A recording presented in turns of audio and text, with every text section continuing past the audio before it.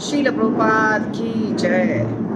श्रीमद् भागवतम स्कंद 1 अध्याय 9 श्लोक संख्या 17 से।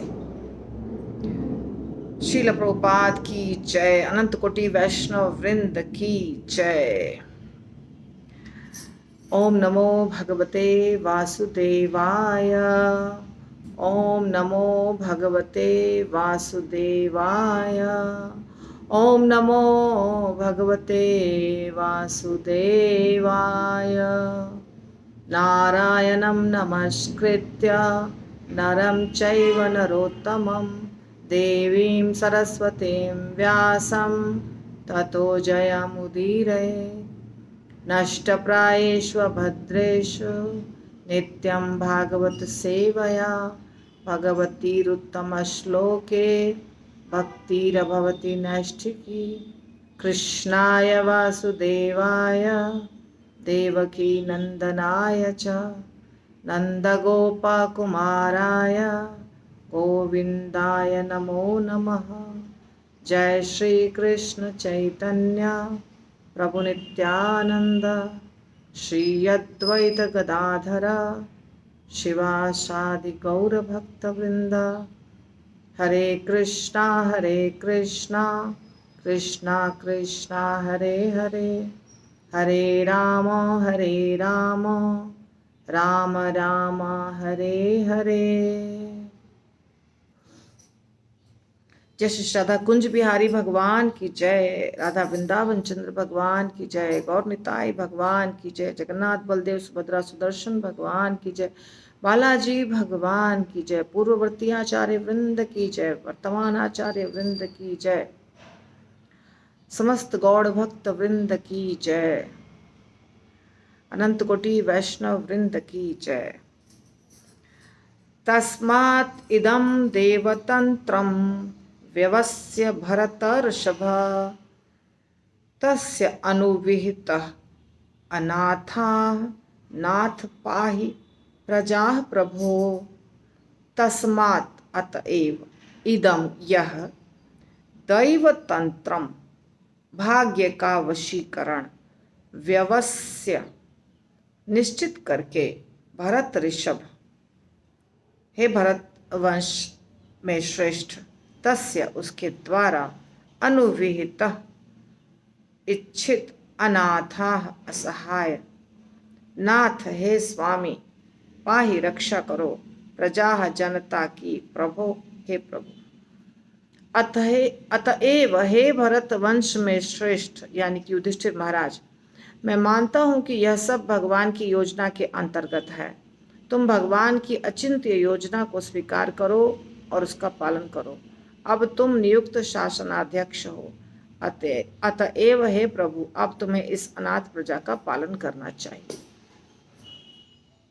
तो जितने भक्त देखते हैं ये मेरा भागवतम YouTube पर, अभी जो ऑनलाइन सुन रहे हैं वो अलग चीज़ होता है, परंतु YouTube पर जब आप देखते हैं तो वहाँ पे एक लाइक का सिंबल होता है जो थम्स अप के रूप में रहता है। तो प्लीज़ उसको लाइक किया कीजिए, क्योंकि मैंने देखा है व्यूज़ तो होते हैं पर लाइक्स नहीं होते हैं।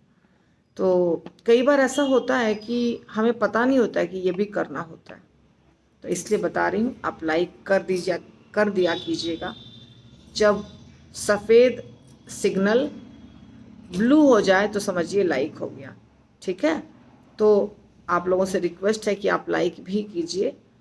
हमें सिर्फ देखना नहीं होता, उसको लाइक भी करना होता, अगर अच्छा लगता है तो। नहीं अच्छा लगता है तो मत करिए, लेकिन अगर अच्छा लगता है तो लाइक कर दीजिए, ठीक है। तो ये श्रील प्रभुपाद के द्वारा है। अनुवाद और तात्पर्य श्रील प्रभुपाद की जय। तो भीष्म पितामह युधिष्ठिर महाराज को समझा रहे हैं, उनको शिक्षा दे रहे हैं जो भगवान चाहते थे। तो कहते हैं युधिष्ठिर महाराज को, हे भरतवंश में श्रेष्ठ, भरतवंश है ये, तो भरतवंश में जो सबसे श्रेष्ठ हैं वैसा उनको संबोधन कर रहे हैं। आप श्रेष्ठ हैं, आप यहाँ के वंश के श्रेष्ठ हैं, है ना। कई बार वंश का जो नालायक होता है उसको शास्त्रों में कुलंगार कहा जाता है। कुलंगार, कुल का अंगार है, जला देगा, कुल को भस्म कर देगा, बहुत गलत बात है। पर यहाँ पे कह रहे हैं श्रेष्ठ, भरत वंश में श्रेष्ठ युधिष्ठिर, भीष्म पितामह कह रहे हैं कि मैं मानता हूं कि ये सब कुछ भगवान के योजना के अंतर्गत है, अपने आप कुछ नहीं हुआ है, ये भगवान की योजना है। भगवान के योजना के अंतर्गत सब कुछ हुआ है। युद्ध हुआ हो, मृत्यु हुई हो, जो भी हुआ है, तो अब तुम स्वीकार कर लो, ज़्यादा सोचने की आवश्यकता नहीं है। स्वीकार कर लो कि ये भगवान की इच्छा है और पालन करो उसका, उस जो भी भगवान की इच्छा है उसके अनुसार चलो। और राजा तुम हो, तुम राजा बनो, शासन संभालो। जो प्रजा है उसको तो एक राजा चाहिए, बिना राजा के तो प्रजा का काम चलेगा नहीं। तो तुम्हें अनाथ प्रजा का पालन करना चाहिए। वो अनाथ हो गए ना, क्योंकि इसके पहले धृतराष्ट्र राजा थे, या दुर्योधन समझ सकते हैं आप, जो भी हो। धृतराष्ट्र को दिया गया था जब तक छोटे छोटे बच्चे हैं आप राज्य संभालिए। तो धृतराष्ट्र थे राजा, तो अभी तो कोई राजा है नहीं, तो अनाथ है प्रजा, प्रजा का कोई नाथ नहीं है, मालिक नहीं है।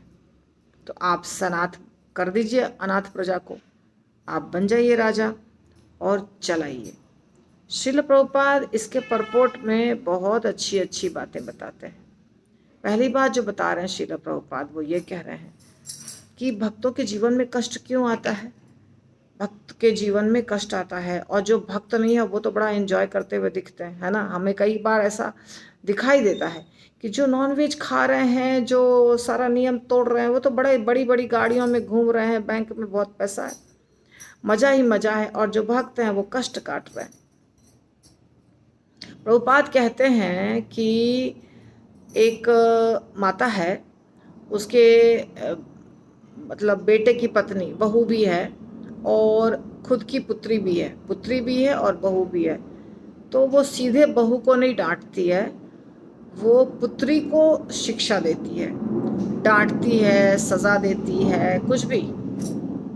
पर वास्तव में उसका ध्यान कहाँ रहता है? उसका ध्यान ये रहता है कि ये बेटी को जो मैं सजा दे रही हूँ या शिक्षा दे रही हूँ, तो बहू अपने आप समझ जाए ये कार्य नहीं करना है, ये गलत कार्य है, ये उचित है, ये अनुचित है। शिक्षा देना चाह रही है बहू को, पर वो पराए घर से आई है, दूसरे की पुत्री है, तो उसको डायरेक्टली बोलेगी तो उसको बुरा लग सकता है। इसीलिए डायरेक्टली नहीं बोल के इनडायरेक्टली बोलती है, मतलब बेटी को समझाती है, बेटी को सजा देती है, बेटी को डांटती है, पर वास्तव में होता है वो बहू के लिए। इसी प्रकार भगवान भी भक्तों को सारे कष्ट देते हैं, भक्तों को देते हैं कष्ट। देखिए, मैं आपको एक सच बात बता रही हूँ जो होता है। जैसे हम अब यात्रा जाते हैं ना, तो यात्रा में जो हमारे यात्रा इंचार्ज हैं, अभी तो 4 ग्रुप बन गया है, अभी तो अलग टाइप से यात्रा होगी, छोटी छोटी यात्रा होगी, पर पहले बड़ी यात्रा हो रही थी, बहुत बार यात्रा हो चुकी है, जिसमें हम 2 बस 3 बस भी ले गए, कभी 100 200, कभी 100, कभी उससे थोड़ा कम, ऐसे। तो भक्तगण जो होते हैं ना, वो पहले नाम नहीं देते हैं, लास्ट मोमेंट पे नाम देते हैं, एकदम यात्रा नज़दीक रहेगा तब नाम देंगे। तो पहले से सबका इंतज़ाम हो जाता है, और बाद में कुछ नाम जुड़ जाते हैं, 10 नाम 15 नाम जुड़ जाते हैं, तो उनको उनके नाम पे टिकट कटा नहीं है, उनके नाम पे रूम बुकिंग नहीं हुई है, उनके नाम पे बस नहीं हुई है बुकिंग, कुछ भी नहीं हुआ है। लेकिन जो हमारे यात्रा इंचार्ज हैं वो क्या करते हैं, सबको हाँ बोलते हैं और सबको लेके जाते हैं। तो वो एडजस्टमेंट करते हैं, ट्रेन में भी एडजस्टमेंट करते हैं, रूम में भी एडजस्टमेंट करते हैं, सब जगह एडजस्टमेंट करते हैं।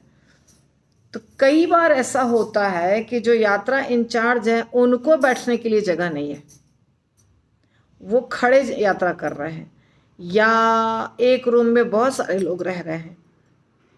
पिछली बार यात्रा में मैं नहीं थी, मतलब मैं बाय एयर चली आई थी, और मैंने सुना कि एक सीट पर दो दो लोग सोकर आए थे। तो मैं तो नहीं करती हूँ ऐसा उन लोगों को, क्योंकि वही लोग करते हैं इंतज़ाम। तो कहने का मतलब कि जो लोग अपने होते हैं ना बिल्कुल नज़दीक के, उनको हम बोलते हैं आप थोड़ा कष्ट उठा लीजिए, क्योंकि दूसरे को नहीं बोल सकते हैं। जो हल्ला करेंगे, लड़ाई करेंगे, उनको हम नहीं बोल सकते हैं। जो नहीं समझदार हैं उनको हम नहीं बोल सकते। जो समझदार हैं उनको बोलते हैं आप थोड़ा कष्ट कर लीजिए, यात्रा लाए हैं तो थोड़ा कष्ट कर लीजिए, क्या करेंगे, भगवान भगवान खुश होंगे आपकी सेवा से। तो जो बेचारे इंतज़ाम भी करते हैं, अपना खर्चा भी करते हैं और कष्ट भी वही उठाते हैं, वो नहीं कष्ट उठाते हैं जो लास्ट में नाम दिए। 10-15 नाम जो बाद में आता है उनको रूम भी चाहिए। वो पहले बोले हमको अच्छा रूम नहीं मिला, हमको गाड़ी में जगह नहीं मिली, उनको सब कुछ चाहिए। नाम देना है 4.5 महीना पहले, 5 महीना पहले, क्योंकि 4 महीना पहले टिकट कटता है, लेकिन नाम देंगे वो 10 दिन पहले। फिर भी उनको डिमांड है हर चीज़ हमको मिलना चाहिए। तो भक्तगण जो हैं उनको कष्ट होता है, जो इंतज़ाम करते हैं, मैनेजमेंट करते हैं। तो ये आपको क्यों बता रही हूँ कि हमारे जो नज़दीक के भक्त होते हैं, जिनके साथ मैं ज़्यादा बातें करती हूँ, मीटिंग करती हूँ, उनको मैं डांटती भी हूँ, उनको मैं बोलती भी हूँ कि आप ज़रा मैनेज कर लीजिए, आप कष्ट वष्ट उठा लीजिए। उन लोग को मत बोलिए जो आपको लास्ट में नाम दिए हैं या जो नए भक्त हैं। इसी प्रकार भगवान अपने भक्तों को कष्ट देते हैं, अपने भक्तों को ही सब सारा कष्ट देते हैं, और उन भक्तों को कष्ट देकर दुनिया को समझाते हैं कि तुम्हें ऐसा करना चाहिए, तुम ऐसा करोगे तो ऐसा हो जाएगा। देखिए राजा हरिश्चंद्र थे। राजा हरिश्चंद्र सत्यवादी थे, सत्य बोलते थे। अब सत्य की तो विजय होती है, सबको पता है, सत्य की विजय होती है, धर्म की विजय होती है। पर सत्यवादी हरिश्चंद्र इतना कष्ट काटे, इतना कष्ट काटे कि दानी थे, बहुत बड़े दानी थे। उनका नाम है, सत्य बोलने में और दान करने में, दोनों में नाम है। तो सत्य बोलते थे और जो उनसे कुछ मांगने आया उसको दे देते थे। तो राजा थे वो, राजा हरिश्चंद्र, परंतु बन गए एकदम भिखारी, कुछ भी नहीं बचा, कंगाल हो गए। 1 रुपया नहीं, 1 टुकड़ा ज़मीन नहीं, कुछ भी नहीं। अंत में खुद गुलामी किए, अर्थात अपने आप को बेच दिए, वो खुद को बेच दिए किसी के घर और उनकी चाकरी करने लग गए। उनकी पत्नी भी नौकरानी का काम करने लग गई, और एक पुत्र था उनका, राहुल नाम था जहाँ तक मुझे याद है। तो वो जो पुत्र था बेचारा गरीब भूखा, राजा का पुत्र था, राजकुमार, मगर पिता के उस आदत के कारण, दान देने वाली आदत के कारण, वो बेचारा, वो भी एकदम, रोहित नाम था, रोहित जहाँ तक मुझे लग रहा है, रोहित जो भी नाम था। तो रोहित जो था वो, उसकी मृत्यु हो गई। और पत्नी जो थी, राजा हरिश्चंद्र की पत्नी, वो तो किसी के घर में काम करती थी। तो वो अपने पुत्र के शव को लेके जलाने गई तो वहां पे ही नौकरी कर रहे थे उसके पति, यानी कि राजा हरिश्चंद्र। तो जहां हम जलाते हैं ना शव को, वहां पे कुछ देना पड़ता है, टैक्स। ये सत्य बात है, क्योंकि हम लोग गंगा घाट के किनारे के हैं, हमारा घर, मायके, ससुराल, नानी का घर सब गंगा के किनारे। तो जलाने जाते हैं गंगा के किनारे। तो ऐसा जैसे पुणे में है, मुंबई में है, बड़े बड़े शहरों में दाह गृह होता है, तो वहाँ पे भी फीस देना पड़ता है। तो वैसा वहाँ नहीं होता है। तो लगता है कि ऐसे गंगा घाट है तो कुछ नहीं, वहाँ पे भी एक व्यक्ति होता है जो पैसा लेता है तब जलाने देता है आपको, उसको चांडाल बोलते हैं शायद। तो वो उसको पैसा देना पड़ता है। तो वही नौकरी कर रहे थे राजा हरिश्चंद्र। उन्होंने अपने पत्नी को बोला तुमको पैसा देना पड़ेगा। पत्नी बोली कि आपके पुत्र का देहांत हुआ है, मेरे पास कुछ भी नहीं है। जो साड़ी थी पहनी हुई, वो उस साड़ी को ही फाड़ के, और आधा साड़ी पहनी रही और आधा साड़ी अपने पुत्र के शरीर पर, शव को ढका जाता है ना, उसको ढक दिया और फिर जलाने गई थी। ये हालत थी। फिर भी राजा हरिश्चंद्र ने कहा नहीं, मैं तो बेईमानी नहीं कर सकता ना अपने मालिक के साथ, तो मुझे ये नौकरी करनी है तो तुमको टैक्स तो देना ही पड़ेगा। तुम नहीं जला सकती हो अपने पुत्र को बिना टैक्स के, और मैं अभी तुम्हारा पति भी नहीं हूँ और इसका पिता भी नहीं हूँ, मैं तो अभी नौकर हूँ, गुलाम हूँ, दास हूँ, जिसकी चाकरी करता हूँ, उसके साथ बेईमानी नहीं कर सकता। तब भगवान प्रकट हो गए। भगवान परीक्षा ले रहे थे राजा हरिश्चंद्र की। तो राजा हरिश्चंद्र ने बहुत कष्ट सहा। इसी प्रकार हम देखते हैं जीवन में सारे भक्त बहुत कष्ट सहते हैं। प्रहलाद ने कितना कष्ट सहा, ध्रुव ने कष्ट सहा, तो सारे भक्त कष्ट उठाते हैं, क्योंकि भगवान किसको कष्ट देंगे? जो भक्त है ही नहीं उसको क्या कष्ट देंगे? वो पहले से गलत काम कर रहा है, थोड़ा कष्ट देंगे तो और गलत काम करने लग जाएगा। तो जब यहाँ बहुत ज़्यादा शिक्षा देने की आवश्यकता होती है, बहुत बड़ी बड़ी शिक्षा देने की आवश्यकता होती है, तो अपने भक्तों को ही शिक्षा देते हैं, भक्तों के माध्यम से ही शिक्षा देते हैं ताकि दुनिया सीखे। विभीषण बहुत बड़े भक्त थे, भगवान के बहुत अच्छे भक्त थे, और अपने भाई से भी प्रेम करते थे, रावण से, लेकिन भाई ने उनको निकाल दिया। तुम अगर राम की भक्ति करते हो तो तुम मेरे राज्य से निकल जाओ, निकाल दिया। पत्नी बच्चे सबके साथ निकाल दिया। श्रीलंका से भारत आए। श्रीलंका से भारत 25 किलोमीटर के डिस्टेंस पे है, समुद्र का रास्ता है। कैसे आए? विमान, उनके पास विमान था तो उससे आए, ऐसा मुझे लगता है। तो जैसे भी आए हों, रामचंद्र जी के शरण में आए। फिर रामचंद्र जी जो भी उनको अपने शरण में लिए, और फिर आगे बाद में तो उनको राजा भी बनाया। तो कष्ट होता है, भगवान कष्ट देते हैं भक्तों को एग्जाम्पल साबित करने के लिए कि देखो दुनिया में तुम आए हो तो ये भौतिक दुनिया में कष्ट होगा। ऐसा नहीं है, life is not bed of roses, कहते हैं हम लोग इंग्लिश में ये कहावत पढ़े हैं, life is not a bed of roses, यानी कि बहुत यहाँ पे आनंददायक वातावरण नहीं मिलने वाला है, फूलों का सेज नहीं है ये जीवन में, कांटे हैं, बहुत ज़्यादा कांटे हैं। तो कांटे और फूल दोनों मिलेंगे, दोनों को सहना पड़ेगा, है ना। तो ये भगवान की योजना है, विष्णु पितामह समझा रहे हैं और श्रील प्रभुपाद भी समझा रहे हैं। कहते हैं भक्त को भगवान से कुछ भी सीखना नहीं होता, क्योंकि भक्त तो निष्ठावान है। भक्त को भगवान अंदर से शिक्षा देते हैं, बाहर से शिक्षा नहीं देते, अंदर से शिक्षा देते हैं। अतएव जब भी भक्त को शिक्षा देने का प्रदर्शन किया जाता है, जैसा कि भगवत गीता में हुआ है, तो ये वास्तव में शिक्षा किसको दी जाती है? अभक्तों को। भक्त को क्या शिक्षा देंगे? भक्त तो पहले से सरेंडर्ड है, जो भी होगा उसको स्वीकार कर लेगा। हाँ, जो कृष्ण की इच्छा, जो भगवान की इच्छा। शुद्ध भक्त, जो अभी शुद्ध नहीं है वो तो प्रोसेस में है, उनको तो समय लगेगा, परंतु जो शुद्ध भक्त हैं वो जैसे भी परिस्थिति में आप रखिएगा स्वीकार कर लेंगे उस परिस्थिति को। उनकी ज़्यादा कामनाएं, इच्छाएं होती नहीं हैं, उनको तो बस भजन करना है और शरीर चलाने के लिए, निर्वाह के लिए थोड़ा बहुत चाहिए, बस ज़्यादा नहीं चाहिए। इसलिए भक्त हर हाल में खुश रहते हैं।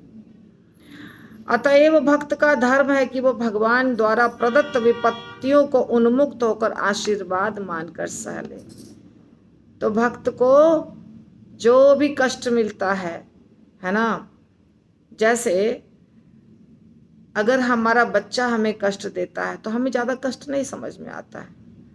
अगर हम अपने बच्चे को खिलाने के लिए भूखे रह गए कि बच्चा, अरे हमारे पास 4 ही रोटी है, हमने सोचा था 2 खाऊंगी और 2 बच्चे को दूंगी, पर बच्चा आया और बोला कि मम्मी मुझे थोड़ी ज़्यादा भूख लगी है, हमको 4 रोटी चाहिए, तो मम्मी भूखे रह जाएगी पर खुश रहेगी, क्योंकि बच्चे के पेट में गया ना, तो अपने आप खुशी मिल जाती है। वैसे ही यदि भगवान कष्ट देते हैं तो भक्त को दुख नहीं होता है। देखिए जितनी गोपियाँ थी, सारी गोपियाँ रो रही थीं, पूरे जीवन रो रही थीं। भगवान तो 11 साल में चले गए, अक्रूर जी के साथ, और 125 साल प्रकट लीला किया उन्होंने यहाँ पे धरती पर। तो 125 साल में से 11 हटा दीजिए, कितना बच गया? 114 साल। 114 साल भगवान रहे यहाँ पर, परंतु गोपियों के साथ नहीं रहे। गोपियाँ तो भगवान से बहुत प्यार करती थी।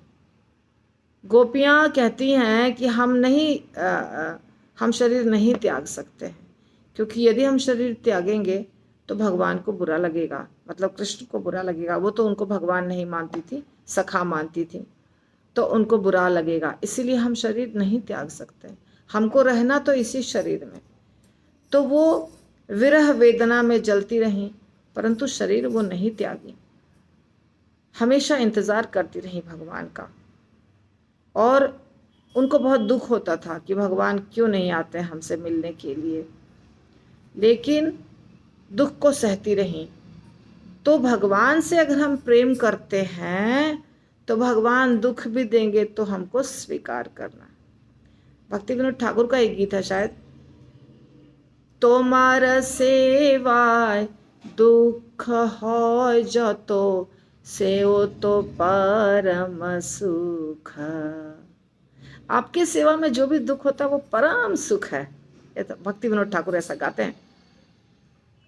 इसीलिए भक्त जो हैं वो भगवान के द्वारा दिए गए कष्ट को भी आशीर्वाद मानते हैं।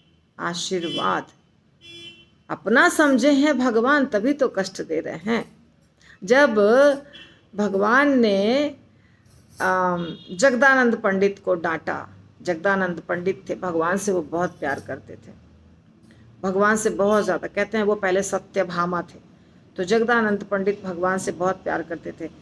वो भगवान के लिए एकदम खुशबूदार तेल लाए थे, मंगवाए थे, चंदन वाली खुशबू वाला तेल मंगवाए थे, और चैतन्य महाप्रभु को देने के लिए। और चैतन्य महाप्रभु को बोले आपको रोज मालिश इस तेल से होगा, चंदन वाले तेल से, ताकि आपका शरीर ठंडा रहे। तो भगवान बोले हाँ तुम बर्बाद कर दो मुझे, मैं सन्यासी हूँ, मैं ये तेल लगाऊंगा क्या? गुस्से से भगवान ने बोला। उसके बाद और 3-4 घटनाएं, बहुत सारी घटनाएं, रोज जगदानंद के साथ भगवान का छेड़छाड़ होता ही था। हर समय जगदानंद रूठ जाते थे। केला का बहुत सारा पत्ता बिछाया, पत्ता मतलब उसका जो स्टेम होता है केला का, उसमें बहुत ऐसा पफ रहता है, हवा रहता है, गदगद होता है, तो उसको बिछा के और उसके ऊपर चादर बिछाया, क्योंकि महाप्रभु गद्दे पे नहीं सोते थे, रजा मतलब रुई के गद्दे पे नहीं सोते थे, सन्यासी को कष्ट उठाना चाहिए इसीलिए। तो जगदानंद ने वो केले से बनाया और उसके ऊपर चादर बिछाया कि ये भगवान को कष्ट नहीं होगा, भगवान आराम से सोएंगे। तो उसके लिए भी डांटा जगदानंद को कि ये हमारा सन्यास धर्म तोड़ेगा, ऐसे करके डांटा। इसके बाद ये तो फिर भी हो गया। फिर रघुनाथ दास गोस्वामी जब आए, रघुनाथ दास ने सनातन गोस्वामी, तो सनातन गोस्वामी जब आए तो मुझे लगता है सनातन गोस्वामी, अब जो भी हो सब बराबर हैं, सनातन गोस्वामी ही आए थे शायद। तो सनातन गोस्वामी को चैतन्य रघुनाथ दास गोस्वामी चाह रहे थे कि हम अपना प्राण दे दें। याद आ गई वो घटना, तो रघुनाथ दास गोस्वामी की है। जगन्नाथ रथ के नीचे आकर के प्राण दे दूं मैं अपना, क्योंकि मेरा शरीर में कुष्ठ नहीं था, घाव हो गया था, क्योंकि 12 दिन पैदल चल के आए थे ना, और खाना पीना नहीं मिला था, जंगल के रास्ते आए थे, और बहुत अमीर बच्चे थे, तो उनके पूरे शरीर में पस हो गया था। तो लग रहा था कि भगवान इसको मुझे गले लगाते हैं और ये पस भगवान के शरीर में लग जाता है। तो भगवान बात ही नहीं मानते हैं, वो मुझे छू लेते हैं, मुझे आलिंगन कर लेते हैं। तो मुझे दूर रहना चाहिए, मुझे आत्महत्या कर लेनी चाहिए। उसके बाद मुझे एक और विचार आया कि वृंदावन, ये जगन्नाथपुरी छोड़ के चले जाना चाहिए। तो ये सब जब विचार कर रहे थे, जगदानंद ने कहा ठीक विचार कर रहे हो, चले जाओ जगन्नाथपुरी छोड़ करके। तो जब ये बात बोला तो खुश हो गया, चलो जगदानंद पंडित ने हमको बोला अब हम चले जाएंगे छोड़ करके, नहीं तो महाप्रभु को तकलीफ होती है। तो महाप्रभु भगवान है, उनको पता चल गया, अंतर्यामी। उन्होंने कहा बहुत बड़े पंडित बनते हो तुम जगदानंद, तुम इतने बड़े संत को शिक्षा देते हो। खूब डांटा। तब बार बार मुझे लग रहा है कि ये घटना रघुनाथ दास गोस्वामी की नहीं है, तो जिस भी गोस्वामी की हो उनकी, चाहे सनातन गोस्वामी की हो, क्योंकि रघुनाथ दास गोस्वामी ने ऐसा नहीं बोला है मुझे लगता है। तो मान लीजिए सनातन गोस्वामी की है, कोई भी गोस्वामी के 6 गोस्वामी में से एक है। बोले महाप्रभु को आज मुझे पता चला कि आप मुझे प्रेम नहीं करते हैं, आप तो जगदानंद को ज़्यादा प्रेम करते हैं, क्योंकि जगदानंद को आपने डांटा और मुझे तो झाड़ पे चढ़ाया है ना। तो ऐसा डांट जो मिलती है ना, वो उसको भक्त बहुत प्रेम से स्वीकार करते हैं। कष्ट जो मिलता है उसको भक्त बड़े प्रेम से स्वीकार करते हैं। ये है भक्तों का लक्षण। तो मैंने बहुत कंफ्यूज किया बोल बोल करके कि सनातन गोस्वामी है कि रघुनाथ दास, क्योंकि सब जगन्नाथपुरी जाते थे ना, तो मैं थोड़ा सा कंफ्यूज हो जाती हूँ। तो कहने का तात्पर्य आप समझ गए, नाम 2 में से कोई भी हो, तात्पर्य आप समझ गए कि तात्पर्य क्या है। तात्पर्य ये है कि भगवान जिसको अपना समझते हैं उसको डांटते हैं। ऐसा नहीं कि भगवान जगदानंद पंडित को अपना मानते थे और इनको नहीं। भगवान ने क्लैरिफाई किया कि नहीं नहीं, आप बड़े बड़े ज्ञान था उनको, बड़े आचार्य हैं, जगदानंद कल का छोकरा है और ये आपको शिक्षा देगा ऐसा करके, तो आपको मैं बहुत प्यार करता हूँ। ये सब बाद की बात है। तो जगदानंद पंडित जो थे वो सत्यभामा जी थे, और ये तो मंजरी थे, रूप मंजरी, लवंग मंजरी, अनंग मंजरी, सब अलग अलग मंजरियाँ थे। जितने गोस्वामी थे वो सब, ये लोग भी मंजरियाँ थे। और वो तो सीधे सत्यभामा जी थी जो जगदानंद पंडित थे। तो उनका सत्यभामा का जैसे क्रोध था वैसा क्रोध था उनका। मटका फोड़ दिया तेल वाला उन्होंने पटक करके। नहीं लगाएंगे ना, कौन बोलता है कि मैं आपके लिए लाया हूँ, कौन बोलता है मैं आपके लिए लाया हूँ। महाप्रभु के सामने ही तेल का भरा हुआ मटका, जो चंदन की खुशबू वाला तेल था, वहीं पटक दिया, आंगन में तोड़ दिया महाप्रभु के सामने। क्योंकि महाप्रभु ने कहा ये तेल जगन्नाथ भगवान को जाके दे दो, जगन्नाथ मंदिर में, वहां पे बत्ती में ये उपयोग होगा तेल। उन्होंने नहीं दिया जगन्नाथ मंदिर में, वहीं फोड़ दिया महाप्रभु के सामने। फिर महाप्रभु जगदानंद पंडित को मनाने के लिए बहुत युक्ति लगाए, उनके हाथ से खाया, तब जाकर के वो खुश। तो भगवान की लीला अलग ही है, विचित्र है, बहुत सुखद है, आनंददायक है, हमारे समझ के परे है। तो भगवान के जो भी करते हैं, थोड़ा हमें शुरू में लगता है कि ओह ऐसा क्यों, वैसा क्यों, ऐसा हमारे हिसाब से होना चाहिए, हम जैसा सोचे वैसा होना चाहिए। अगर हमने सोचा है कि हमारा बेटा इंजीनियर बनेगा तो इंजीनियर ही बनना चाहिए, अगर हमने सोचा है हमारी ये लड़की बहू बनेगी तो यही बननी चाहिए, अगर हमने सोचा है ये घर खरीदना तो यही खरीदना चाहिए। ये हमने सोचा है, पर हमारे लिए कौन सा अच्छा है ये तो भगवान को पता है ना। तो भगवान जो इंतज़ाम कर देते हैं हमारे लिए, उसमें खुश होना चाहिए। ये है भक्त के लक्षण। ठीक। तो भक्त का धर्म है कि भगवान द्वारा प्रदत्त विपत्तियों को उन्मुक्त होकर आशीर्वाद मान करके सहले। भीष्म पितामह ने पांडवों को सलाह दी कि बिना हिचक के शासन भार संभालो, चलो राज्य करना शुरू करो, टेंशन मत लो, राज्य करो। सारे जनता जो है वो बेचारी सब दुखी हैं, परेशान हैं, इतने दिनों से युद्ध हुआ है, सबकी हालत खराब है, युद्ध हुआ इतना लंबा, इतने लोगों की मृत्यु हुई, अब राज्य भी नहीं संभालेगा कोई अच्छे से तो कैसे चलेगा, तो चुप राज्य संभालो। तो बस यही बात है। और अगला श्लोक हम पढ़ते हैं। एष वै भगवान साक्षात आद्य नारायण पुमान। बहुत महत्वपूर्ण श्लोक है, बहुत मतलब बहुत। मोहयन मायया लोकम गूढ़श्चरित वृष्णिषु।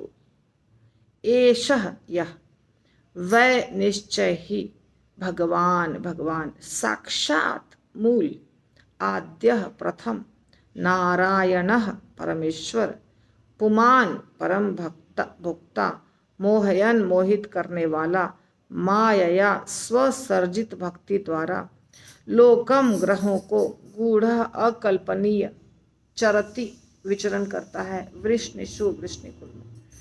भीष्म पितामह बहुत ही इंपॉर्टेंट बात कह रहे हैं। और भीष्म पितामह क्या है? 12 महाजन में से एक है।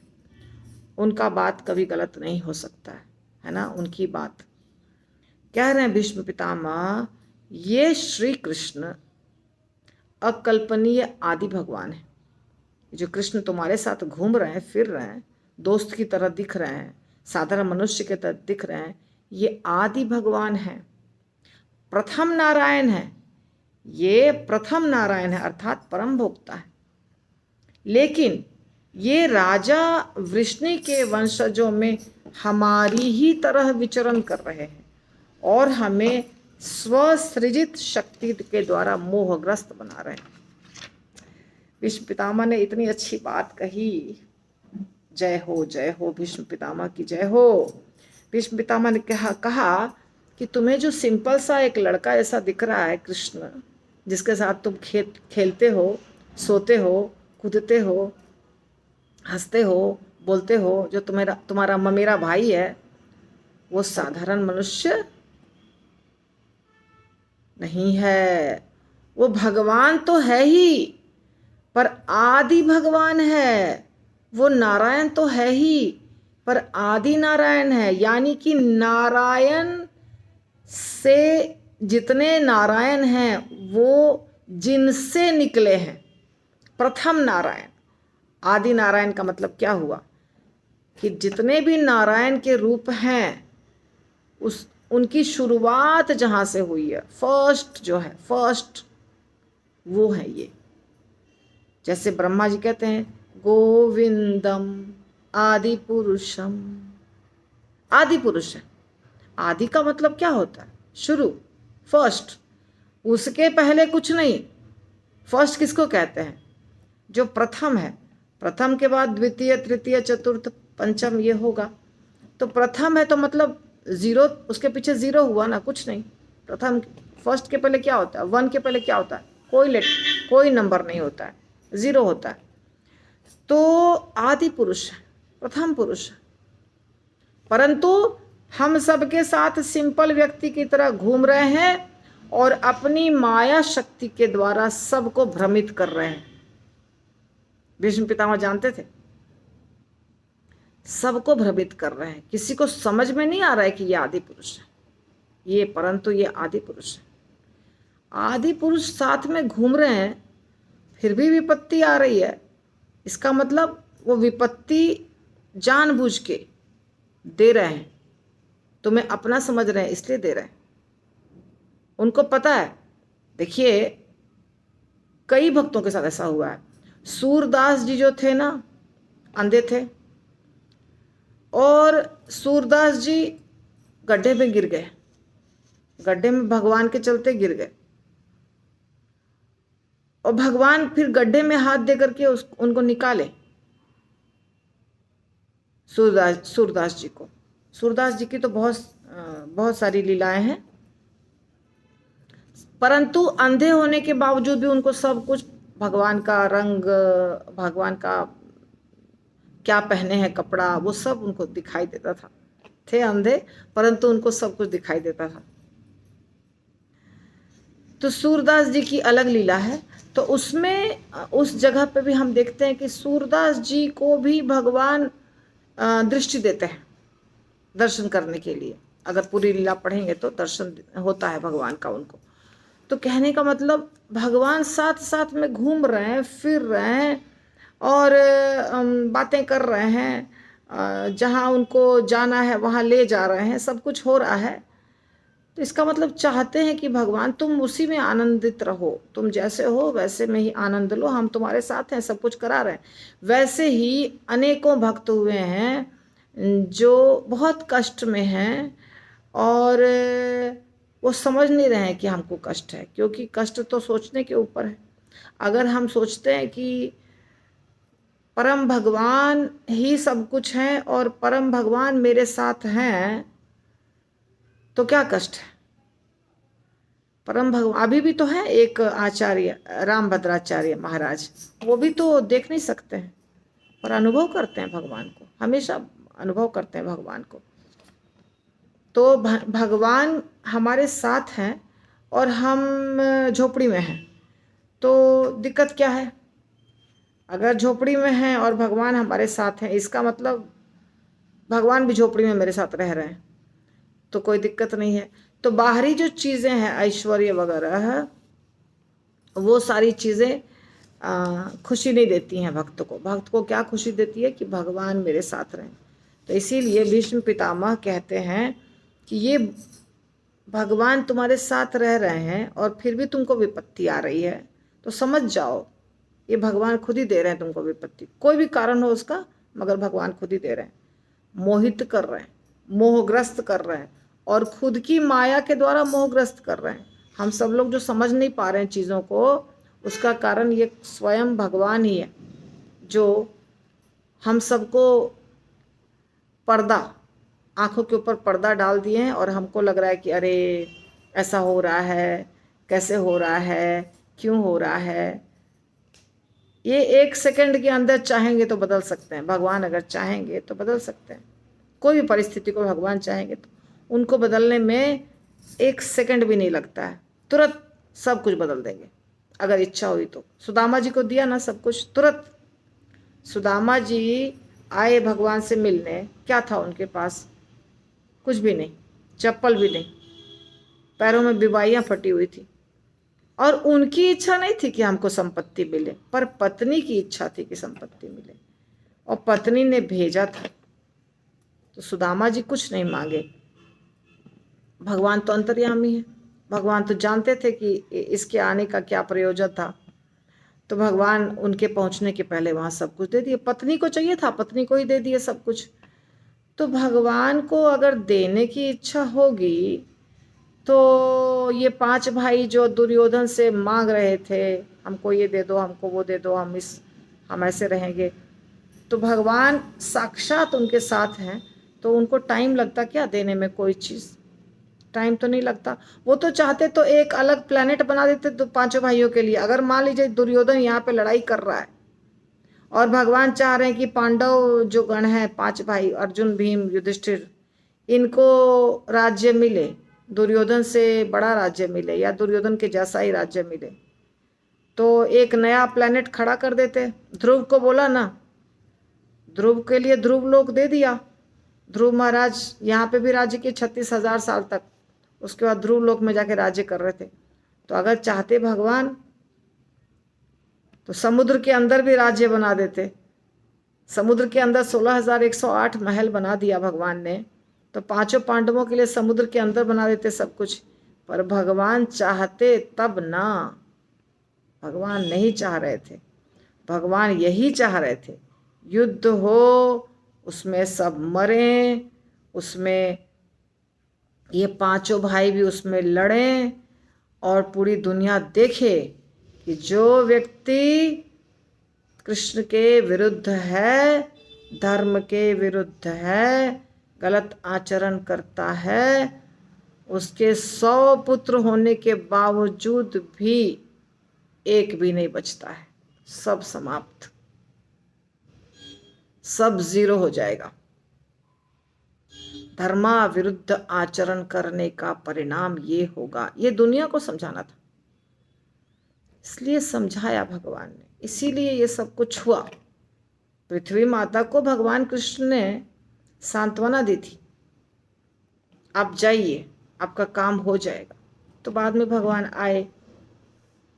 तो अगर कुछ लोग कहते हैं कि क्या ज़रूरत थी ये सब करने की, भगवान तो तुरंत कर सकते हैं। हाँ कर सकते हैं ना, भगवान तुरंत कर सकते हैं। जो राम मंदिर बना, अगर भगवान चाहते तो राम मंदिर नहीं बन जाता। भगवान को राम मंदिर बनाने में कितना वक्त लगता अगर भगवान खुद चाहते तो। लेकिन भगवान के लिए हम लड़ेंगे, हम भगवान की सुरक्षा करेंगे, हम भगवान के लिए लड़ेंगे। ये भाव भक्तों में कहाँ से आता? ये भाव भक्तों में आया क्योंकि भक्तों ने देखा भगवान झोपड़ी में रह रहे हैं, भगवान कष्ट कर रहे हैं, छोटे से जगह में भगवान रह रहे हैं, बारिश हो रही है, 3 फीट का जगह दिया था, 3x3 का जगह दिया था, उसमें भगवान रह रहे थे बहुत साल से। तो हमको भगवान के लिए बनाना है, हमको भगवान के लिए महल बनाना है, हमको बड़ा सा महल बनाना है। पूरे दुनिया से पैसा आया भगवान रामचंद्र जी के मंदिर को बनने के लिए। बताइए ये सब चीज कैसे होता? अगर भगवान अपने आप मंदिर बना लेते तो हम बस रिलैक्स करते रहते हैं। क्या जरूरत है? हमारे अंदर वो उत्पन्न नहीं होता, वो भाव, एयरपोर्ट नहीं बनता, सब लोग दौड़ दौड़ के दर्शन करने नहीं जाते, सबके अंदर रामचंद्र जी के प्रति प्रेम पैदा नहीं होता। तो ये सब होने के लिए भगवान शांत बैठे रहते हैं। तुम लोग ट्राई करो, देखते हैं कितना तुम्हारे अंदर ताकत है, और भावना को जागृत करते हैं भगवान। ये कारण है। इसका तात्पर्य आज नहीं करूंगी क्योंकि संभव नहीं है, ये संभव नहीं है। 40 मिनट का वीडियो बन चुका है, तो ये हो गया, ये कल हो जाएगा। फटाफट नहीं करना है, अच्छे से करना है ना, तो इसको हम कल करेंगे, ठीक है। ग्रंथराज श्रीमद् भागवतम की जय, शिला प्रभुपाद की जय, गौर भक्त वृंद की, आप सबकी भी जय।